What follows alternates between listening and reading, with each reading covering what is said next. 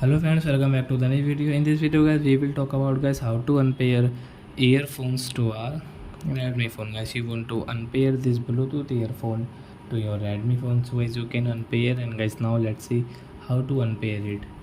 So before starting video friends, I want to tell you, if you're new in my channel and you are watching my video first time, so first of all go and subscribe my channel, click the bell icon and like my video. So friends, now let's start video. First of all, open your phone setting, then guys click on your Bluetooth setting.